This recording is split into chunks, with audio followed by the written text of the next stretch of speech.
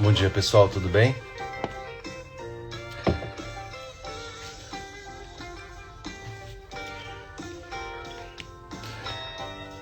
Bom, vamos lá. Hoje, deixa eu só atualizar aqui o calendário.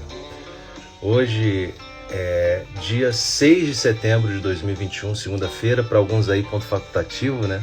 Para mim não, hoje é dia normal, vamos trabalhar. Hoje é o dia 249 do ano, chegamos na semana 36 do ano e estamos já caminhados aí, 68,2% do ano aí preenchido, 68,2%. Se você pensar, falta mais de 30% do ano, mais de 30% do ano, é muita coisa, dá para realizar. E a gente está numa lua nova, lua de hoje é a lua nova. E hoje, olha só que interessante, pessoal aí que está me acompanhando, hoje é dia 6 de setembro, é o dia do sexo. Oh, que coisa boa! Dia do sexo. A data se popularizou através de uma campanha de marketing de uma marca de preservativos. Segundo consta, a criação da data foi motivada pelo fato de outras datas comemorativas tão populares como o Dia das Mães e Dia dos Pais terem origem nesse ato íntimo. Afinal, sem ele, a maior parte das mulheres não seriam mães e os homens não seriam pais, pelo menos não biológicos. Assim, de forma irreverente, surgiu essa celebração, mas como pelo menos dois objetivos muito sérios: conscientizar as pessoas sobre a importância do uso de preservativos e ajudar a quebrar antigos tabus. A primeira proposta de criar esse dia foi no dia 20 de novembro de 35, a data escolhida por um grupo chamado Círculo Brasileiro de Educação Sexual tinha como objetivo incentivar o debate, já que naquele tempo pouco se falava sobre o assunto. Legal, então aí fiquem em dia aí com os compromissos de vocês. E hoje é dia do sexo. Segunda-feira, né? Que dia chato para ser dia do sexo. Mas enfim, vamos lá. Meus amigos, hoje o tema da aula, deixa eu colocar aqui, claro, sempre o patrocínio do Café do Seu Zé, aquele café que ninguém quer, eu não consigo evoluir. E é uma coisa que é interessante. Bom dia, Ju, bom dia, Rodrigo, todos aí. É uma coisa interessante, né? Porque sempre que eu faço a caixinha de perguntas lá e tal, essa observação, essa pergunta ou essa reclamação, ela é recorrente, que é: professor, eu não consigo evoluir em um determinado ponto, isso me gera desmotivação. E aí, eu tô lendo esse livro aqui, olha, muito interessante. O professor também tem que continuar se aprimorando, aprendendo.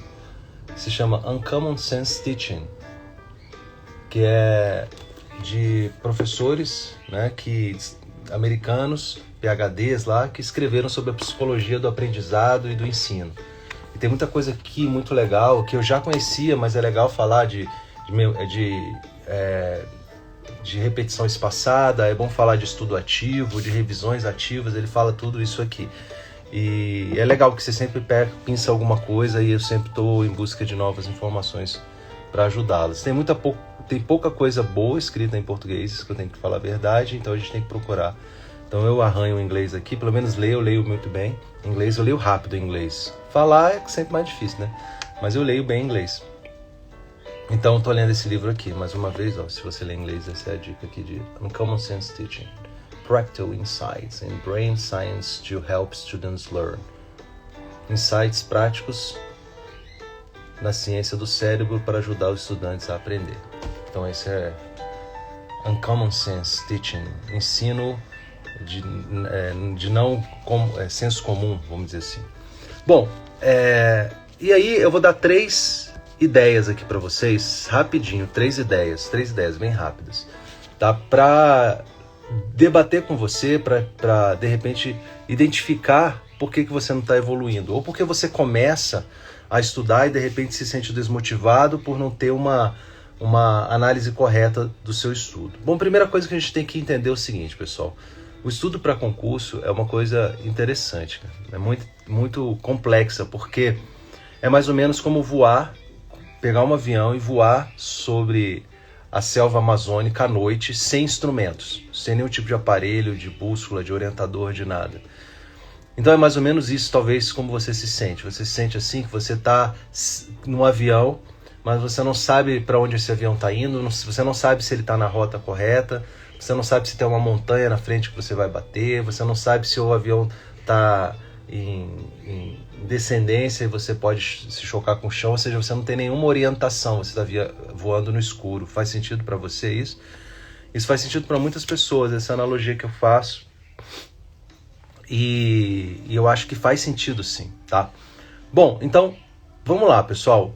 Pensem nisso, se puderem anotem isso, porque isso é importante para vocês, tá? É importante que vocês pensem no que eu vou falar agora, que são insights que certamente ajudará, tá? Primeiro dar um gole aqui no meu café. Vamos lá então, pessoal, bem rapidinho aqui. Primeira coisa é o seguinte, pessoal. Você já fez debriefing do seu estudo? Olha essa palavra, debriefing. Vamos lá, quando na polícia a gente vai fazer uma operação, vou contar uma história para vocês aqui.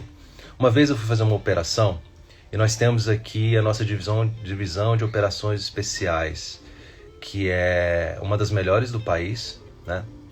E nos ajuda aí no cumprimento de mandados, nas nossas operações, né? Quando a gente precisa fazer uma entrada rápida, quando a gente precisa, enfim, fazer uma ação que precisa realmente de um conhecimento específico, de uma habilidade específica, um treinamento específico de operações especiais.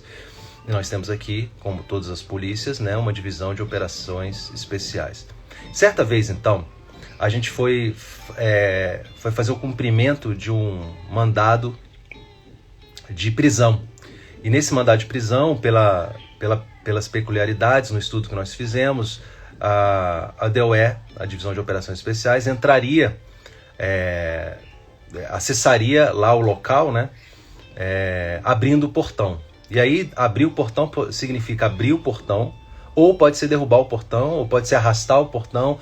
Ou seja, quem faz esse estudo, quem toma essa decisão, são os policiais, né, que estão responsáveis ali por fazer a entrada. Então, o que eles fazem? Eles estudam portão.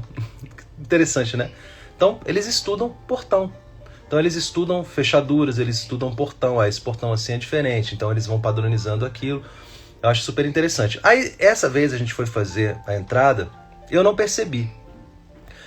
Para mim foi muito rápido que eles entraram, mas dentro do padrão deles, eles acharam que demoraram.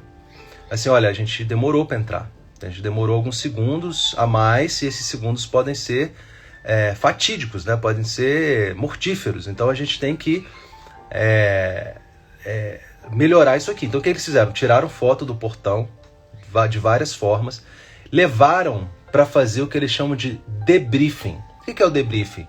É uma análise que se faz após a operação do que deu certo, do que deu errado. Então na polícia é muito comum a gente fazer o briefing, que é o antes, ou seja, a gente vai falar, a gente vai entrar assim, a gente está buscando tal coisa, na busca e apreensão a gente tem que buscar tais elementos, o cara está envolvido em tal crime, então se você puder achar tal tipo de documento é essencial, outros tipos de documento eles não são importantes, isso é o briefing. Quando você vai e sai, você vai fazer o debriefing, que é a análise daquilo que foi coletado e da própria operação, se ela foi bem sucedida ou se ela não foi bem sucedida e por quê. E isso ajuda, claro, a melhorar para as próximas operações. E é isso que o DOE fez, ele tirou foto do portão, lá na hora eles não ficaram satisfeitos com a entrada, então eles falaram assim, olha, esse portão a gente achou que era melhor de um jeito, mas aqui na hora deu ruim, né? Dentro da perspectiva deles, eu achei muito rápido, eu não percebi, mas eles têm ali o senso, né? Eles têm ali a sensibilidade daquilo e eles fizeram o debriefing. Então, isso para falar que a primeira coisa que eu tenho certeza que você não faz em relação aos seus estudos é essa análise de debriefing. Muitas vezes o aluno fala assim, eu não estou evoluindo, eu não sinto que meus estudos estão avançando, mas sim, tudo bem, ok, isso é uma sensação. Tá? Eu tenho uma sensação de alguma coisa, não quer dizer muita coisa não, porque a gente se engana demais. A gente pode ter a sensação que alguém gosta da gente está errado. A gente pode ter a sensação que alguém não gosta da gente pode estar errado. A pessoa até gosta. Então, sensação, sentimento, isso é uma interpretação muito subjetiva do mundo dos fatos. Então, a primeira coisa que você deve fazer, será que realmente, objetivamente, você não está evoluindo? Baseado em quê? Então, o que eu ensino meus alunos a fazerem? Você pode fazer esse debriefing, né? Fazer essa análise, fazer esse levantamento da sua evolução a partir de simulados. É uma forma legal de se fazer, mas não a partir de um simulado, não a partir de 2 simulados. Você pode determinar, por exemplo, que você vai fazer um simulado por semana. E você vai pegar aqueles 5 simulados, numa sequência de 5 simulados, você vai pegar aqueles 5 simulados e você vai analisar a sua evolução nesses 5 simulados, ou 3 ou 4, mas nunca um simulado ou 2 simulados, pelo menos 4 ou 5. Porque aí você vai perceber, olha, em controle de condicionalidade, sempre que cai nesses 5 concursos, eu errei. Então você já começa a ter uma noção, olha, questão que cai muito decoreba, letra da lei, eu estou errando. Olha, jurisprudência de súmula, eu estou errando. Para você fazer uma meta-análise, né? Uma meta-análise do que você tá estudando. Então isso que a gente chama de meta-análise é a análise da análise. Então assim, não adianta você ter a sensação se você não está fazendo uma análise. Então, e análise não é assim, errei tantos, porque as pessoas ficam muito preocupadas assim, olha. Eu acertei 60% da prova e no outro simulado 65% da prova. Isso não quer dizer muita coisa, porque cada prova é uma prova. Então, o que eu digo para vocês é o seguinte, façam uma análise, dê um passo para trás e pergunte assim, que tipo de questão eu estou acertando e que tipo de questão eu estou errando, independentemente da matéria. Então vamos lá, eu estou errando muita letra da lei, então eu preciso fazer um trabalho com letra da lei. Estou errando muita teoria, quando o cara viaja muito, uma vez o aluno falou assim, Lúcio, às vezes quando o cara viaja muito nas teorias, eu sou uma pessoa muito assim, eu não consigo viajar e aquilo fica muito abstrato para mim. Legal, então você vai ter que arrumar um jeito de melhorar esse aspecto, porque você está errando esse tipo de questão. E às vezes você decide que você pode conviver com aquele problema, porque resolver aquele problema vai te atrasar muito. Vamos supor que você tenha problema em raciocínio lógico e raciocínio lógico represente aí 4 ou 5 itens na sua prova. Você pode decidir, por exemplo, não estudar uma matéria só porque ela é muito difícil, vai te consumir muito tempo e energia. Eu só estou te dando um exemplo, tá? Vai te consumir muito tempo e muita energia. Então talvez seja melhor você focar em outras matérias e garantir aqueles pontos em outras matérias que você vai ter mais proficiência. Então o debriefing ajuda isso. Quando você fizer uma bateria de questões, né? Terminou aquela bateria de questões, aí você acertou 70%, aí você, acertei 70%. Sim, mas quando desses 70%, o que significou de acerto? Esses 30% que você deixou de acertar, o que foi? Por que você errou? Você errou o quê? Em que disciplina? Que tipo de peguinha que tá te pegando, tá te derrubando? Qual é a banca ou o tipo de questão que você tem mais facilidade? É VUF? É múltipla escolha? Como é que você pode melhorar isso para a sua próxima prova? Isso é o debriefing. E você faz isso, pessoal, 15, 20 minutinhos depois de terminar uma bateria de questões, ou de terminar uma sequência de simulados, ou de mesmo terminar um simulado. Então, o debriefing ele é muito importante. E eu tenho certeza que a maioria não faz. E não toma tempo, isso que é legal. É você simplesmente passar o olho naquilo que você acabou de fazer e se perguntar o que eu estou errando. Anotar e observar, deixar no seu subconsciente aí para você observar melhor e de repente rearranjar a sua estratégia de estudo aí. Então a primeira dica é: façam o debriefing, ok? Bom, segunda coisa, revisões ativas. Então a segunda dica aí: se você não está evoluindo, você está fazendo debriefing, Lúcio, eu estou fazendo debriefing, mas estou vendo que eu estou errando ainda. O que você está errando? E aí o seu debriefing vai dizer. Muito possivelmente, quando você não está evoluindo objetivamente, você pode medir isso, é porque você não estabeleceu ainda, você não se convenceu de que a sua evolução, o seu estudo depende de uma estratégia de revisão eficiente. E uma estratégia de revisão eficiente é aquela que tem essas características. Ela é diária, ou seja, você revisa todos os dias. Ela é espaçada, ou seja, ela é pulverizada, você revisa um pouco todos os dias. Né? Você não acumula revisões num dia só, num sábado, num domingo. E ela é ativa. Ou seja, esse livro fala isso, todos os livros que eu leio sobre aprendizado vão falar isso. Existe a memória de trabalho, que é a memória de curto prazo, que é essa memória que nós temos que serve para a gente resolver as coisas do dia a dia. E aí, às vezes, alguém vai falar assim, cara, liga aí pro cara que faz a dedetização aí, o telefone dele é 34455992. Aí você liga 34455992. Pronto, isso está na memória de curto prazo e vai embora. Se amanhã, cara, qual é o telefone mesmo lá do pessoal que faz a dedetização? Aí você vai falar assim, pô, não lembro, acho que eu anotei aqui em algum lugar. Porque isso é memória de curto prazo.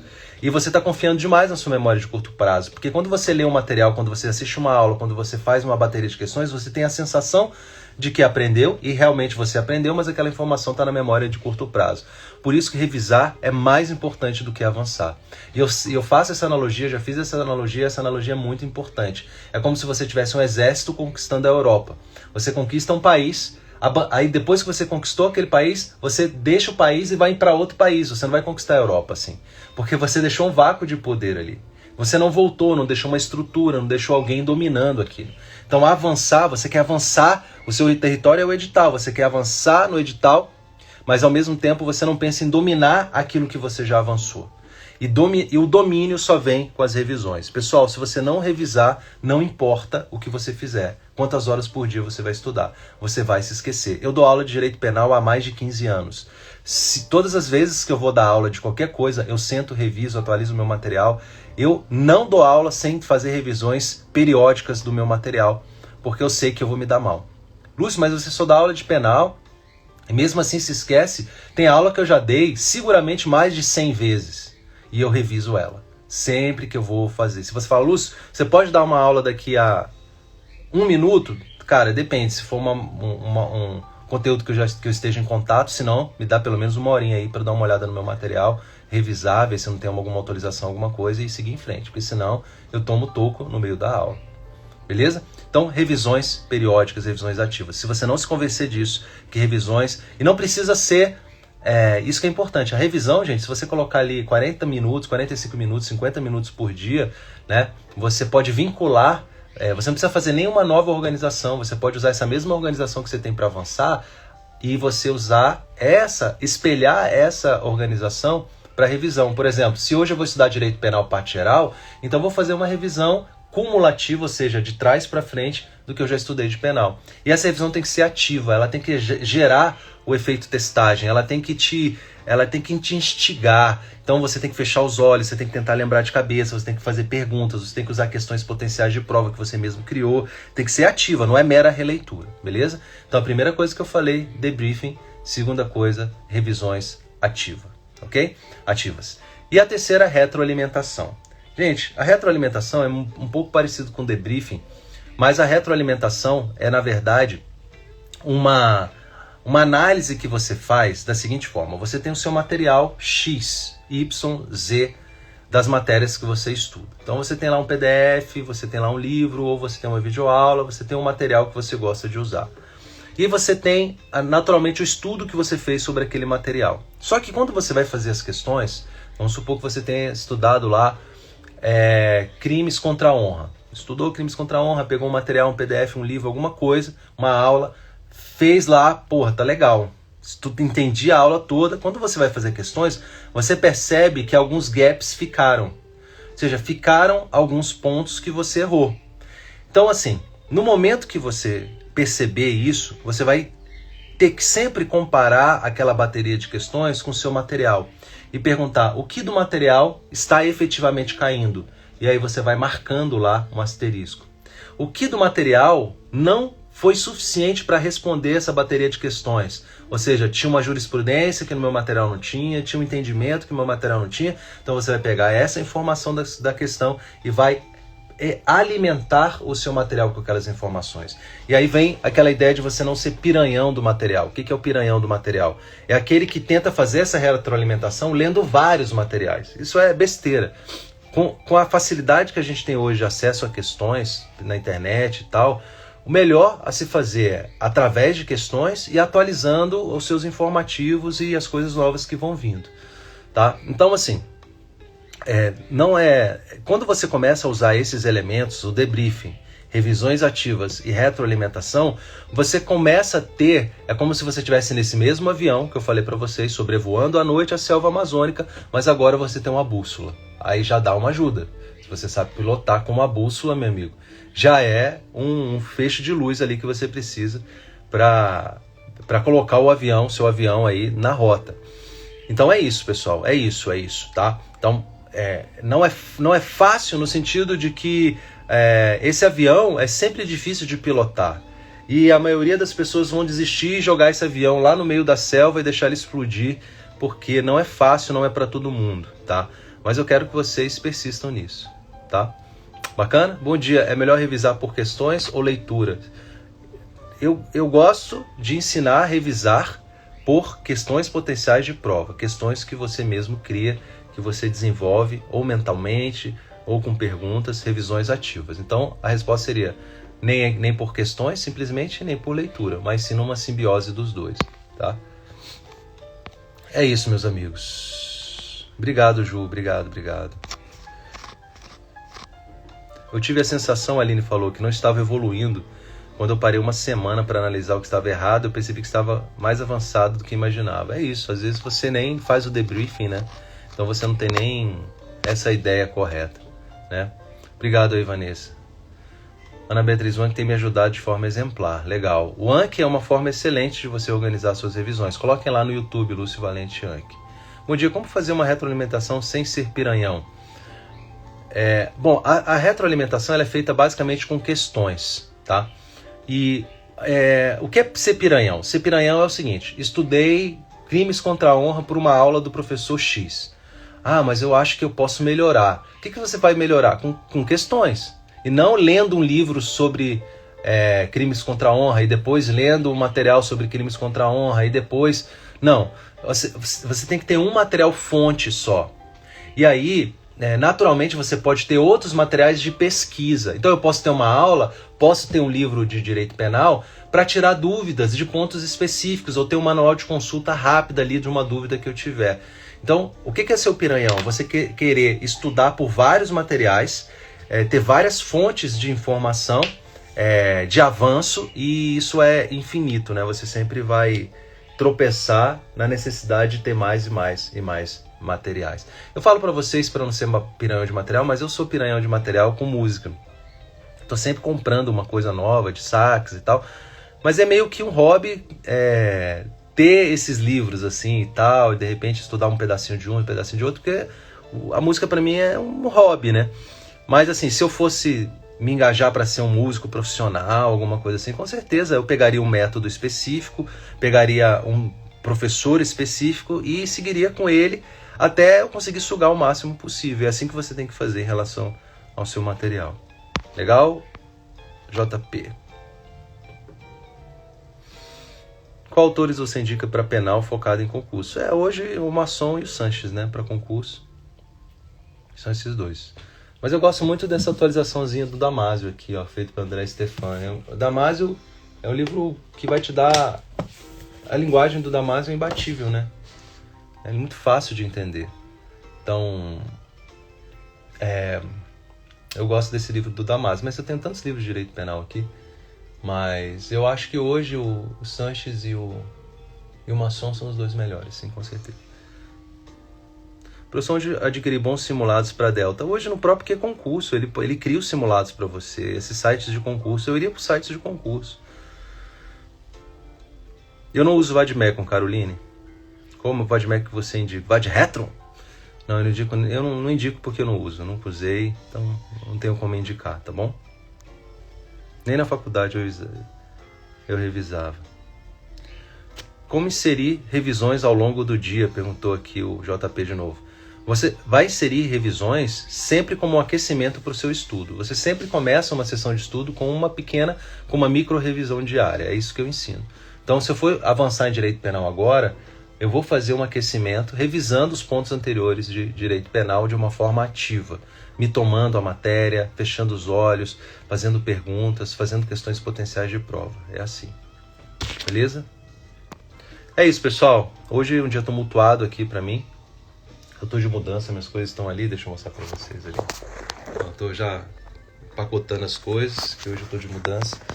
E talvez nessa primeira semana eu vá ficar lá no meu estúdio, vocês vão assistir a live em outro cenário, e aí depois eu tô montando um outro escritório na minha nova casa, e aí a gente se vê, tá bom? Professor, posso só alimentar o Anki sem fazer material de revisão? Sim, pode, desde que você efetivamente estude o Anki, tá? Não deixa ele parado não, acumulando não. Beleza, pessoal? É isso aí, deixem um emojizinho assim na gravação, fala o que vocês acharam, se faz sentido pra vocês, e a gente vai se falando, tá? Um abraço a todos aí, não é sonho, é meta. Boa sorte.